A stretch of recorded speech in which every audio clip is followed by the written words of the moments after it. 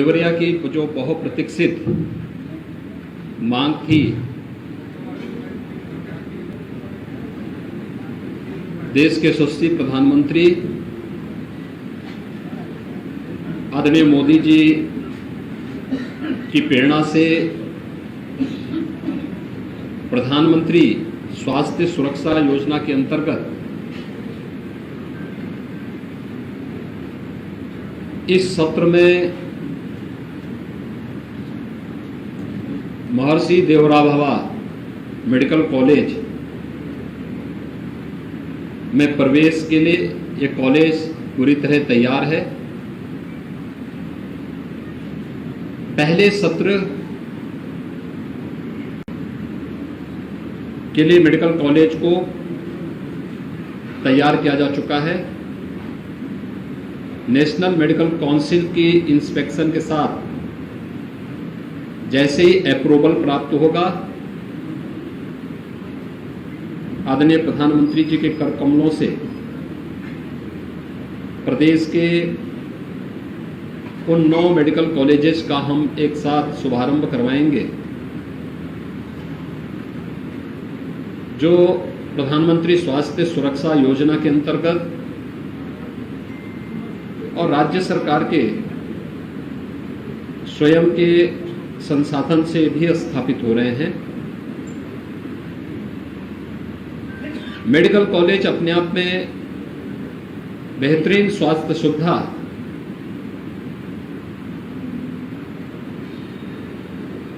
और विशिष्ट स्वास्थ्य सुविधाओं की दृष्टि से अत्यंत महत्वपूर्ण संस्थान होता है। आज से 5-7 साल पहले देवरिया में भी कोई मेडिकल कॉलेज होगा, इसकी कोई कल्पना भी नहीं करता था। लेकिन हम सब आभारी हैं प्रधानमंत्री मोदी जी के, जिन्होंने बेहतरीन स्वास्थ्य सुविधा के लिए देश के अंदर एक नया अभियान प्रारंभ किया और खास तौर पर उत्तर प्रदेश जैसे राज्य की जब मैं बात करता हूं, 1947 से लेकर 2016 तक कुल 12 government medical college Uttar Pradesh में बने थे और वर्तमान में उत्तर प्रदेश सरकार भारत सरकार के सहयोग से और अपने संसाधनों से लगभग 32 मेडिकल कॉलेज 16 से लेकर के 2020-21 के बीच में बनाई है या उनको स्वीकृति दी है। विगत वर्ष हम लोगों ने प्रधानमंत्री स्वास्थ्य सुरक्षा योजना के अंतर्गत 8 नए मेडिकल कॉलेजेस में प्रवेश प्रारंभ किया था और सफलतापूर्वक मेडिकल कॉलेजेस अपनी सेवाएं प्रदेशवासियों को प्रदान कर रहे हैं, अपनी स्वास्थ्य सेवा उपलब्ध करा रहे हैं और कोरोना महामारी के दौरान उनकी बहुत बड़ी भूमिका रही। अभी एनएमसी के इंस्पेक्शन के साथ जैसे ही अप्रूवल मिलेगा, 9 मेडिकल कॉलेजेस में प्रथम सत्र की शुभारंभ का कार्यक्रम प्रधानमंत्री जी के कर कमलों से होगा। यानी 17 मेडिकल कॉलेज तो ये हैं जिन्हें हम मात्र 4-4.5 वर्ष के दौरान जिन पर हम पढ़ाई शुरू करवा रहे हैं और इस 21-22 के लिए हम 14 नए मेडिकल कॉलेज उत्तर प्रदेश के अंदर बना रहे हैं जिनकी स्वीकृति दी जा चुकी है, बजट का प्रावधान किया जा चुका है, वहां पर कार्य भी प्रारंभ हो चुका है। अब प्रदेश के अंदर 16 जनपद ऐसे हैं जहां पर कोई भी मेडिकल कॉलेज नहीं है,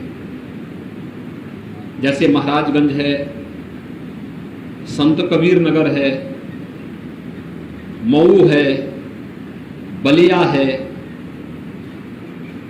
ऐसे 16 जो जनपद बचे हैं इनको भी हम पीपीपी मोड में एक नई कार्य योजना इनके लिए हम लोगों ने तैयार की, पॉलिसी हम लोगों ने इसके लिए बनाई है और इस पॉलिसी के अंतर्गत अगले 6 महीने के अंदर हम लोग इन सभी जनपदों में भी एक एक नए मेडिकल कॉलेज पीपीपी मोड में राज्य सरकार के सहयोग से और भारत सरकार के सहयोग से स्थापित करने की एक कार्य योजना को लेकर के आ रहे हैं। और आप देखेंगे कि जिस उत्तर प्रदेश में 1947 से लेकर के 2017 तक 70 वर्षों में कुल 12 गवर्नमेंट मेडिकल कॉलेज बने थे, उसी उत्तर प्रदेश में जब केंद्र और राज्य में एक जैसी विचारधारा की सरकार होती है, एक पार्टी की सरकार होती है, तो उसका क्या प्रभाव होता है केवल मेडिकल के क्षेत्र में ही हम देख सकते हैं कि 75 के 75 जनपद मेडिकल कॉलेजेस से आच्छादित होंगे। इसके अलावा हम लोगों ने विगत वर्ष 2 एम्स का भी शुभारंभ किया। एम्स गोरखपुर, जिसमें एमबीबीएस के प्रथम वर्ष में प्रवेश हुए थे, और रायबरेली में भी एम्स और रायबरेली के एम्स, गोरखपुर और रायबरेली के एम्स बनकर के तैयार होने जा रहे हैं। गोरखपुर एम्स का उद्घाटन प्रधानमंत्री जी के करकमलों से अक्टूबर माह में हम लोगों ने प्रस्तावित किया है। एम्स विश्वस्तरीय स्वास्थ्य सुविधा के लिए जाना जाता है और एम्स के विश्वस्तरीय स्वास्थ्य सुविधा पूर्वी उत्तर प्रदेश के लोगों को प्राप्त हो पाएगी। यह एक उपलब्धि पूर्वी उत्तर प्रदेश के नागरिकों के लिए प्रधानमंत्री मोदी जी की ओर से विशेष रूप से उपलब्ध कराया जा रहा है। खासतौर पर जो उपलब्धि इस दौरान प्रदेश ने हासिल की, एक हेल्थ इंफ्रास्ट्रक्चर में देवरिया में मेडिकल कॉलेज, सिद्धार्थनगर में मेडिकल कॉलेज, बस्ती में मेडिकल कॉलेज, पहले केवल बीआरडी मेडिकल कॉलेज गोरखपुर था, आज यहां पर मेडिकल कॉलेज देवरिया में इस सत्र में प्रारंभ होने जा रहा है। सिद्धार्थनगर में मेडिकल कॉलेज इसी सत्र में प्रारंभ होने जा रहा है। इसी प्रकार से बस्ती में मेडिकल कॉलेज विगत सत्र में प्रारंभ किया जा चुका है। कुशीनगर में नया मेडिकल कॉलेज इस नए सत्र में 21-22 में हम लोगों ने स्वीकृति दी है। उसके लिए धन आवंटन हो चुका है, सारी औपचारिकताएं पूर्ण हो चुकी हैं, केवल कार्य वहां पर प्रारंभ भी हो चुका है। एक कुशीनगर की कार्रवाई आगे बढ़ चुकी है। आजमगढ़ में मेडिकल कॉलेज है।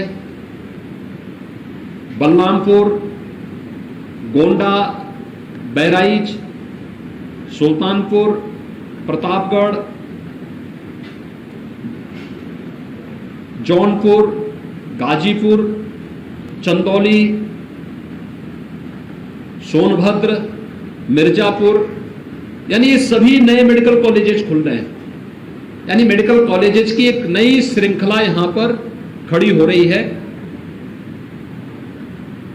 देवरिया का ये मेडिकल कॉलेज, जिसकी कुल लागत लगभग 208 करोड़ है, इनमें से 155 करोड़ रुपए यहां पर अब तक खर्च हो चुके हैं और ये पूरा का पूरा निर्माण कार्य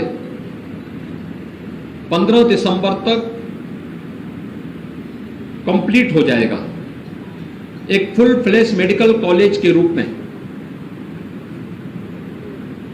इस मेडिकल कॉलेज के पास पर्याप्त अपना संसाधन होगा, पर्याप्त इंफ्रास्ट्रक्चर होगा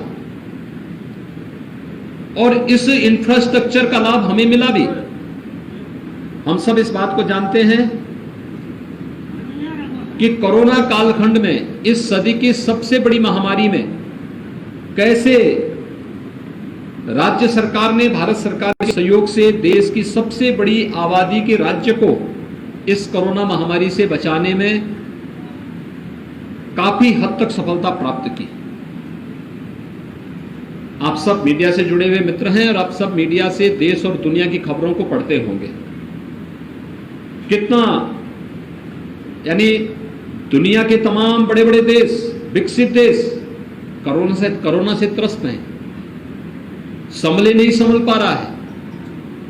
तमाम राज्यों में कोरोना की स्थिति अभी भी गंभीर बनी हुई है, लेकिन आबादी के हिसाब से सबसे बड़े राज्य में कोरोना पूरी तरह नियंत्रण में है। हेल्थ इंफ्रास्ट्रक्चर का इसमें काफी बड़ा रोल रहा है। हेल्थ जो हमारे वर्कर्स हैं, उनकी बहुत बड़ी भूमिका रही है। कोरोना वॉरियर्स ने काफी अच्छा योगदान किया है। जनप्रतिनिधियों की सक्रियता, प्रशासनिक मशीनरी की संवेदनशीलता ने इस अभियान को और नई गति दी।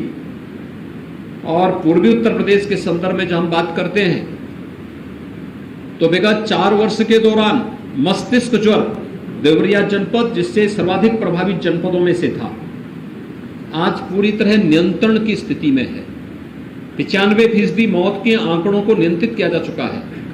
आने वाले समय में किसी भी प्रकार की महामारी को रोकने में महर्षि देवरा बाबा मेडिकल कॉलेज एक बड़ी भूमिका का निर्वहन करेगा। इसीलिए मैं आज मेडिकल कॉलेज देवरिया जनपद को आने वाले समय में प्राप्त होने वाला है, उससे पहले यहां निरीक्षण करने के लिए आया था। और निरीक्षण का कार्य, यहां पर जो कार्य अब तक हुआ है, संतोषजनक स्थिति में है। इस नए सत्र में हम लोग पूर्वी उत्तर प्रदेश के बच्चों को इस मेडिकल कॉलेज में प्रवेश दिलाने और यहाँ के माध्यम से उन्हें अपने मेडिकल क्षेत्र में अपने करियर को आगे बढ़ाने के लिए एक अवसर दे पाएंगे। इस दृष्टि से देवरिया का यह मेडिकल कॉलेज देवरिया की जनता की सेवा के लिए समर्पित है। आने वाले समय में इसको प्रधानमंत्री जी के कर कमलों से इस कार्यक्रम का हम शुभारंभ करेंगे। इस दृष्टि से इसकी पूरी तैयारी युद्ध स्तर पर चल रही है। प्रथम सत्र के लिए जो भी कार्य औपचारिकताएं होनी, ये सब पूरी हो चुकी हैं। केवल इंस्पेक्शन की आवश्यकता है, इंस्पेक्शन की तैयारी है और उसको हम पूरी तरह कर रहे हैं। फैकल्टी की नियुक्ति की प्रक्रिया पूरी हो चुकी है और मुझे लगता है कि कोई भी कमी यहाँ पर रहनी नहीं चाहिए।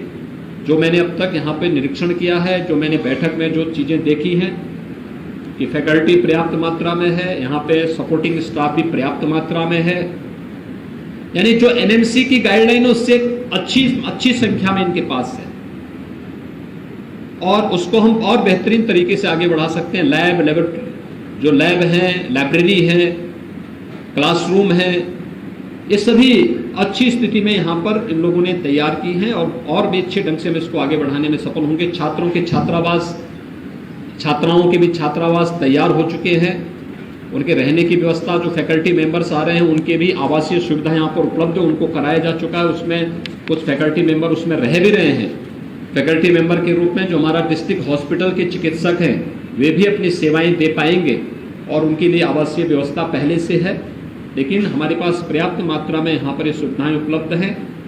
जैसे ही एनएमसी का इंस्पेक्शन होता है और मेडिकल कॉलेज को अप्रूवल मिलता है, उसके साथ ही प्रधानमंत्री जी के कर कमलों से इन सभी 9 मेडिकल कॉलेजेस का शुभारंभ भी करवाएंगे। मैं इस अवसर पर यहाँ पर अच्छे ढंग से मेडिकल एजुकेशन ने जिस कार्यक्रम को आगे बढ़ाया है, हम बेहतरीन तरीके से प्रधानमंत्री जी के द्वारा इस कार्यक्रम का शुभारंभ करा सकेंगे। इसकी तैयारी लोग अतिशीघ्र करवा करके इंस्पेक्शन आदि की औपचारिकताओं को पूर्ण करवा करके इस नए सत्र में हर हाल में प्रवेश की प्रक्रिया संपन्न हो सके।